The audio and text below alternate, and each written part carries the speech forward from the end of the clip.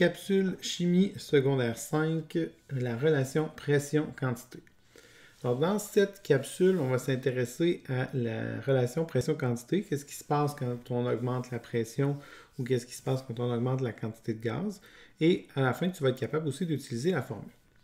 Si on revient avec la théorie d'énergie cinétique des gaz, on sait que la pression, c'est en lien avec les collisions des particules. Si je me mets un contenant dans lequel je mets quelques particules de gaz, on sait que les particules se déplacent selon l'énergie cinétique dans toutes les directions de manière aléatoire. Ce qu'ils font, c'est qu'ils font dans le fond des contacts qui augmentent la pression à l'intérieur.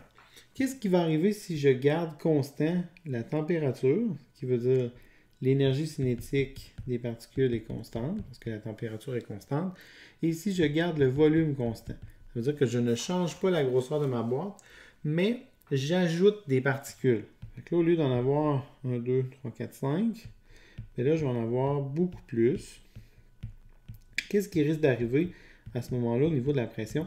Bien, c'est que la pression va augmenter parce qu'il va y avoir beaucoup plus de contact avec les parois parce que le nombre de particules est plus grand. Si on faisait ça au niveau des laboratoires, au niveau graphique, on aurait un graphique qui serait un peu de ce style-là. Ce qui veut dire que si j'avais mon premier cadran, quand ma pression augmente, ici ce serait la pression, ici ce serait mon N, mais j'aurais une relation qui serait linéaire parce que plus j'augmente la quantité de gaz, plus la pression augmente. Fait que je pourrais avoir une équation du premier degré du style P est égal à Kn où K est une valeur qui est mesurée en laboratoire et qui me permettrait d'avoir un ratio qui est ma pente dans le fond de mon graphique.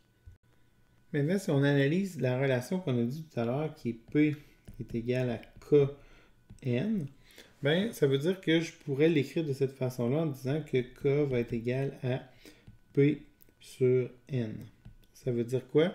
Ça veut dire que le rapport pression-quantité de mol, donc pression et quantité de mol, est constant. Ça veut dire que je peux utiliser cette formule-là pour comparer deux états de ma situation. L'important, c'est que la température et la température et le volume restent stables. Je peux avoir l'équation suivante, P1 sur N1 va être égal à la même chose que P2 sur N2. Ça veut dire que mes deux quantités, mes deux rapports ou mes deux taux là, vont être identiques d'une situation à l'autre. Alors, on va faire un exemple pour illustrer un peu ce procédé-là. L'exemple dit on enferme 0,6 mol de CO2 dans un contenant à une pression de 98,6 kPa. Si on ajoute 1,3 mol de CO2, quelle sera la pression si on garde T et V constants? Alors, tu peux mettre une pause et essayer de résoudre. Après ça, tu pourras faire ça sur Play, voir la réponse. Si on fait le calcul, alors on doit commencer par regarder mon N initial. N1, c'est combien? Bien, c'est 0,6 mol. Mon N final, donc mon N2, va être 1,9 mol parce que je dois additionner 0,6 avec 1,3. Ma pression 1 est de 98,6 kPa. Si j'applique la formule qui dit que P1 sur N1 est égal à P2 sur N2, moi je cherche P2, fait que je vais isoler P2. P2 va me donner P1 N2 divisé par N1. Je vais remplacer mes valeurs. Alors j'ai P1 qui est 98,6 kPa multiplié par N2 qui est 1,9 mol divisé par 0,6 mol. Et ça me fait une pression 2 de 312,2 kPa. Alors c'est comme ça qu'on applique la formule pression-quantité.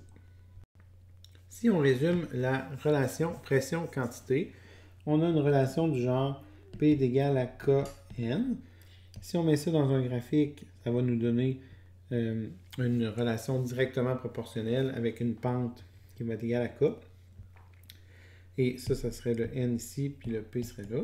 Ce que ça veut dire aussi, c'est que je peux utiliser la formule P1N1 est égal à P2N2 parce que ça donne une constante.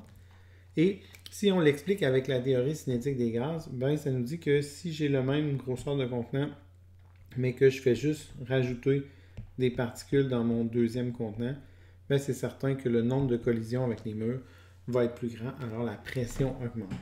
Alors ça, c'était la relation pression-quantité pour chimie secondaire 5.